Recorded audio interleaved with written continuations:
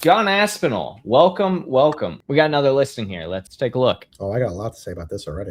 Likely here, Mark, something that we could look at potentially doing better at, right, is this idea that you see immediately like night pillow mist. That's likely high relevancy keywords.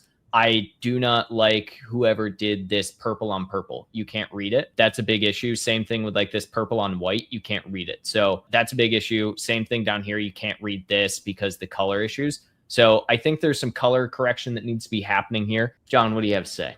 Yeah, so 100% agree. I think that the cap on the right is taking up space for the image to be larger, right? So it's not, we're taking up 3 pillars to room over there, when the cap is not adding any real value. But you see how like those guys there, like the second one in, have that little tag? The tag sucks, right? But that concept is good if it's done, if it's executed properly. Right? I would agree. I think, and honestly, looking through a lot of this as well, to be honest, looking at a lot of these, I kind of hate a lot of these images. Wait, go back up. Oh, actually, yeah, you see that third one in? The box. This one. Right? So you get the box angled left to right. So you get the front of the box and you get the side of the box for merchandising. They're not doing agree on that. And also just coloring, again, I think is the big thing, right? So almost like they did a very similar thing that it seems like we tried to do there, right? And I'll just click on this, of this coloring of like, but if we go back to like the image here, it doesn't come off as well in like this one, right? And that's going to be a big issue. The packaging needs to be angled, right? Because it looks like a dead set. Because what happens is if the package is angled left to right, then you get the entire left side of the packaging to merchandise. Yeah. And well, and also it's an actual thing within how people will shop, right? So and this I think goes for anybody who has packaging in their main image here. So a great tip is that people will want, and your main image will make people either go right to left or left to right. And if you think about it as well with how Amazon is, and especially like mobile, all of this isn't here on mobile, right? What it is basically people will read left to right, and you can get people to basically read, and then it's like, oh, what do you know? Now it's pricing, right? And now there are these things that they're also looking at because they have gone literally left to right on the imagery. And so you don't want to ever set your image up where like, if this box was on this side of the image, right, and facing the other way, you're going to have people basically going that right to left mentality, and it's going to feel like a wall. Weird concept. Even this brand's not doing good enough job because they're not merchandising this side of it, right? So many brands I talk to, and I release tons of videos on this where someone wants to do it themselves in Figma. There's that exact box in Figma that you can render the whole entire thing and not be an expert. But the important thing is, if the product we're looking at had the cap on it and the cap was then merchandised, right? So I think if you go back to the ASIN we're looking at, the reason they have the cap off is because they want people to see that it's a pump. Yeah, that's a spray. Yeah, that's what they. But put the cap on, because we call it a mist. I already know it's going to be a pump spray, right? So with the cap on, then you're able to then merchandise the cap even further.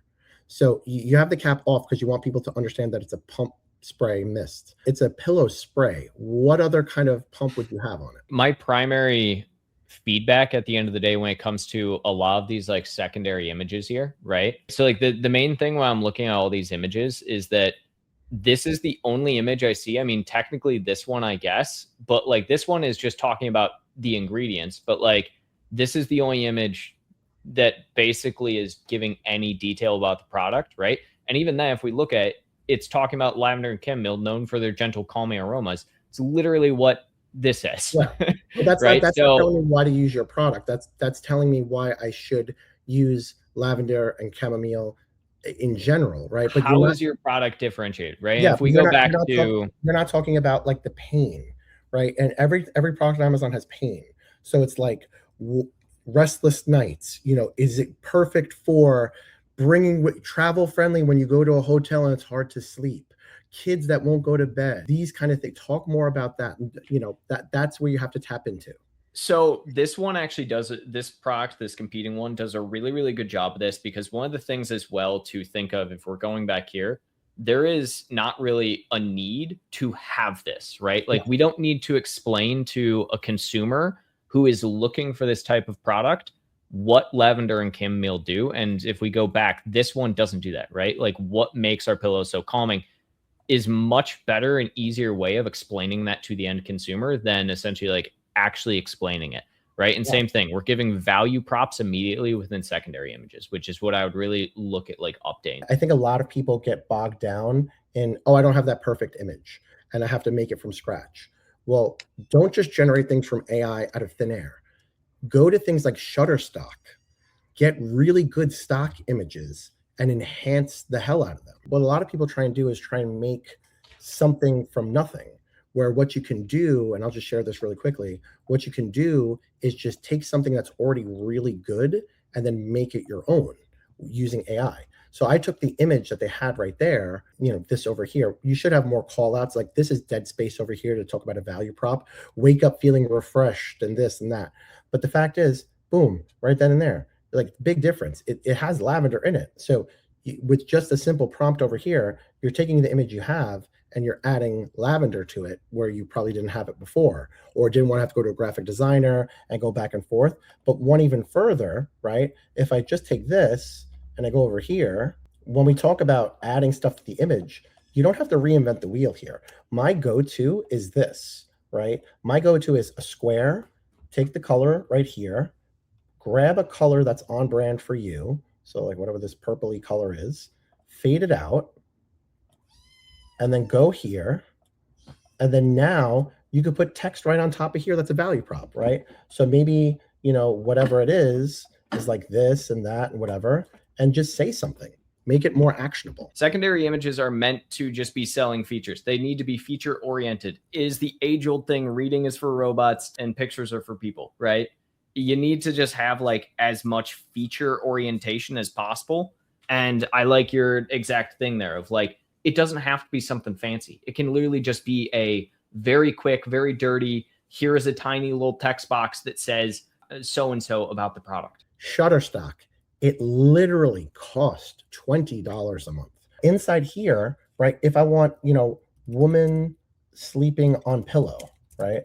So don't go and reinvent the wheel and generate the image of a woman sleeping and then adding go and find stock photos that you can then turn and make your own, right? So if you were talking about this product over here, right, maybe we're talking about something like this. And then we could change the colors in the background with AI and add a product call out to the front. Or don't you hate this? Don't you want restful night's sleep? Like the before and after. That's why investing, look at this right here. Like, dude, you can literally take something like this, right? And I'll show you how you can do this in like 3 seconds. You can take something like this and make it super tailored versus just being a stock photo. All you have to do using a tool like Canva, right? So you have this lady sleeping and floating in thin air. If I just go and edit it and just say magic grab. Magic grab is like one of the most powerful things in Canva, because what I'm going to do is just click this lady, grab it. I know it doesn't make any sense right now why I want to grab the lady out of the picture, but now she's separated from the background. So then you can go in here with your branding, right? I'm just saying, let's say your branding is called sleep. I don't know, right? And then what you're able to do is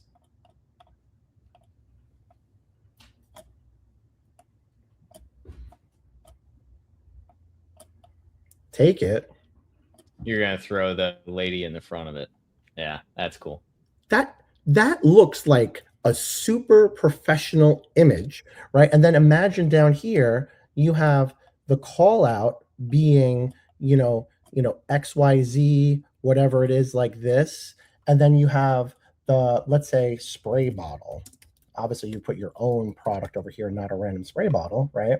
But let's say it's a spray bottle. And cool thing with Canva is you can sort out by cutouts, by the way. So cutouts only is images with no backgrounds, right? So let's say this is your room spray, right? Or pillow spray rather. Then you're doing something like this, right? And having it anchored in the corner and the call out. So that's super. I didn't use any additional AI, Gemini, whatever. And I guarantee you do stuff like this, right? With your branding or value prop. I often see a lot of people will do even like a double stack, kind of like a Nike, right? Or sleep good or something like that, right? And sleep good. Sleep good. And all you do is you bring the line spacing in, right? Align the whole thing in the center, whatever it is, right? And then you have stuff like this, right? And that looks like a graphic designer did all these sort of things. And I did it in 4 clicks with a stock photo. Once you get in there and start to do these kind of things, you could start to play around with merchandising, and don't start from scratch and take stock photos. Obviously pay for subscriptions to make sure they're whatever. Couldn't you get images like that from Canva? No. And I'll tell you why. I'm someone that's an avid Canva user, and I'm still paying for Shutterstock because the quality of Shutterstock images and the selection is endless, right? So if I go to Canva and I say woman sleeping on pillow,